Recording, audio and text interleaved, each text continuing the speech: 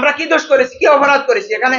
আমরা যদি কোনো অপরাধ আমরা যদি এখানে দুর্নীতি করতাম, তাহলে সেই দুর্নীতি ধরে দেখ কোন অপরাধ আমরা করেছি। আমাদেরকে দিয়ে আমাদেরকে এভাবে কেন অপমান করতেছে?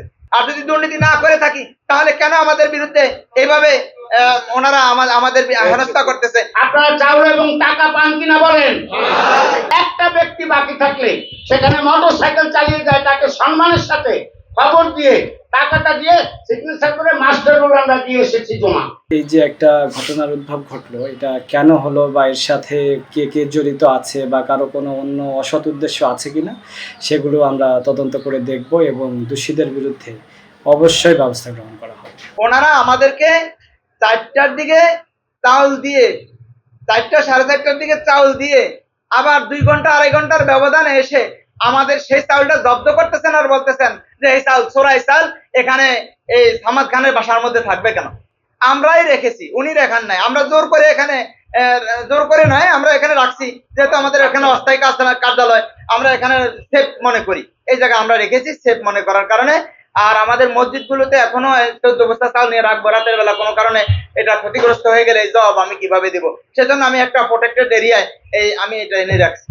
কিন্তু হঠাৎ করে দেখলাম যে আমাদের এসিলেন স্যার সহ আর ওই সেই পৌর সচিব, উনি এসে এখানে রেট দিলেন, আর এগুলো বলে যে এগুলো নিয়ে যেতে হবে, আপনারা এগুলো বিলি করেন নাই কেন? আমি বললাম সেই সময় যে বিলি কিভাবে করবো? আপনারা দিলেন 2 ঘন্টার ব্যবধানে, এটা বিলি করা যায়? আমাদেরকে 1 দিন 2 দিন সময় তো দিবেন। বলে যে না, এটা তো আপনারা এভাবে রাখতে পারেন না, একজনের ঘরে রাখতে পারেন না, একজনের বাসায় তো রাখি নাই, এটা আমাদের এখানে অস্থায়ী কার্যালয়, আমরা এখানে দীর্ঘদিন ভাবে দিয়ে আসছি। আপনারা আমাদের ইমাম মুয়াজ্জিন সাহেবদেরকে আপনারা জিজ্ঞাসা করতে পারেন, সম্মানিত সাংবাদিক বন্ধুরা, আপনারা জিজ্ঞাসা করতে পারেন। ওনারা এখানে আসেন এবং আপনারা কি এখানে সম্মানের সাথে পান কিনা বলেন? ইমাম মুয়াজ্জিন সাহেবেরা বলেন আপনারা এখানে সম্মানের সাথে পান কিনা? আমরা প্রত্যেককে আমরা ইনশাআল্লাহ এটা দিয়ে দিচ্ছি। কোন রকমের এখানে আমাদের কোনো দুর্নীতি বা 2-1 টাকার হেরফের এখানে কোনো কিছুই নেই, প্রত্যেকেরই দিয়ে দিচ্ছি আলহামদুলিল্লাহ।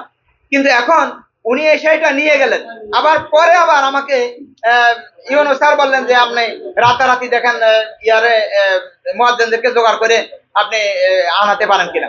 আমি আবার স্যারকে রিপ্লাই দিলাম যে আমাদের একজন সম্মানী ব্যক্তি এখানে মারা গেছেন, ওই যে বাট্টু মিয়া, ওনার জানাজা আছে, আমরা শোকাহত, এই সময় আমি এই আয়োজন করতে পারবো না।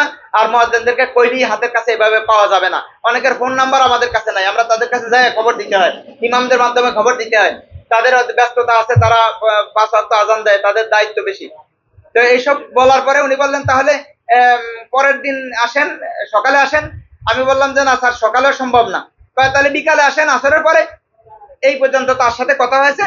আমি বললাম স্যার আমি তো এখন জানাজা পড়াবো, আমি আপনার সাথে আর কথা বলতে পারছি না, আর সামনে পরে আমরা আপনাকে আপডেট করবো যা করি। আমি এখনো তার সাথে কথা বলতে পারি নাই, কথা বলিনি।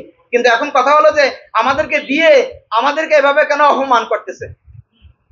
এটাই আমাদের জাতির কাছে আমাদের আবেদন, যে আমাদেরকে দিয়ে কেন আমাদেরকে এভাবে। ঈদ আসবে, সাথে ক্যাশব্যাকও আসবে। নিজের বা প্রিয়জনের জন্য কেনাকাটায় এবারও নগদ পেমেন্টে পাচ্ছেন দারুণ ক্যাশব্যাক। তাই যাই কিনুন, পেমেন্ট করুন নগদে। আমরা কি দোষ করেছি, কি অপরাধ করেছি এখানে? আমরা যদি কোনো অপরাধ আমরা যদি এখানে দুর্নীতি করতাম, তাহলে সেই দুর্নীতি ধরে দেখ কোন অপরাধ আমরা করেছি, কোন দুর্নীতি করেছি। 1 টাকার দুর্নীতি এখানে আছে নাকি? যদি থাকে তাহলে তারা আমাদেরকে বলুক, আর আমরা তাহলে সেটার জবাব দিচ্ছি। আর যদি দুর্নীতি না করে থাকি, তাহলে কেন আমাদের বিরুদ্ধে এইভাবে ওনারা আমাদের হেনস্থা করতেছে?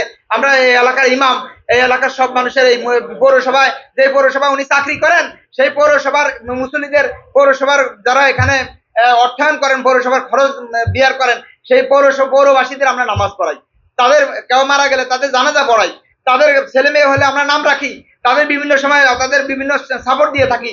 সম্মানিত উপস্থিতি, আমরা অত্যন্ত দুঃখের সাথে আপনাদেরকে জানাতে চাই, আমাদের ইমাম মুয়াজ্জিনদের সাথে এহেন আচরণ আমরা অত্যন্ত কষ্ট পেয়েছি এবং এই বিষয়ে আমরা তীব্র নিন্দা ও প্রতিবাদ জানাই। আপনারা চাউল এবং টাকা পান কিনা বলেন? ওনাদের বসার কোনো জায়গা নেই, আমাকে ওনাদের উপদেষ্টা বানিয়ে আমার এই কার্যালয়ে ওনারা ব্যবহার করেন।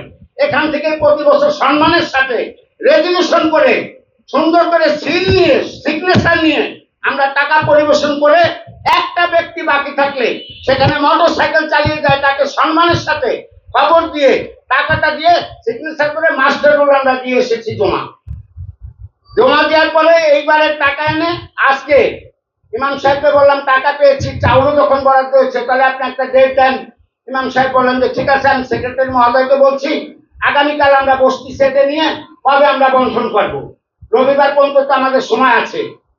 ইউনো মহোদয়কে বললাম, ইউনো মহোদয় আবার বললেন চেক দেওয়ার সময় বা রেজলিউশন যখন উনি সই করেন পৌরসভা, উনি তো এখন প্রশাসক, উনি তো দায়িত্বে, উনি বললেন যে ইমাম সাহেব আপনি আগামীতে গতবার যে একটা চাউল নিয়ে হিটিং হয়েছে আপনাদের সঙ্গে, টাকা নিয়ে চাউল নিয়ে আমার সচিবকে খারাপ ব্যবহার করেছে, আপনারা এটা সুন্দরভাবে পরিবেশন করে একটা ব্যানার করে সংবাদ সম্মেলন করে বিবৃতি দিয়ে দেন যে আমাদের ভুল বুঝি যেটা ছিল সেটা আমরা সমাধান করে ফেলেছি। আমাদের পৌরসভার মুয়াজ্জিনরা যেহেতু নিয়মিত ওভাবে একটা ভালো অ্যামাউন্টের বেতন পান না, তো তাদের সম্মানার্থে আমরা এই ঈদ উপলক্ষে তারা যেন ভালোভাবে ঈদ উদযাপন করতে পারেন, এই জন্য সরকারের পক্ষ থেকে যে ভিজিএফ চাল আসে এটা আমরা প্রতি ঈদের আগেই মুয়াজ্জিনদেরকে আমরা দিই। তো এবারও আমরা দেওয়ার জন্য সব প্রস্তুতি রেখেছি এবং তাদের 63 জনের জন্য আমাদের 630 কেজি চালও প্রস্তুত আছে। তো তারপরেও এটার দেওয়া নিয়ে এই যে একটা ঘটনার উদ্ভব ঘটলো, এটা কেন হলো বা এর সাথে কে কে জড়িত আছে বা কারো কোনো অন্য অসৎ উদ্দেশ্য আছে কিনা সেগুলো আমরা তদন্ত করে দেখব এবং দোষীদের বিরুদ্ধে অবশ্যই ব্যবস্থা গ্রহণ করা হবে।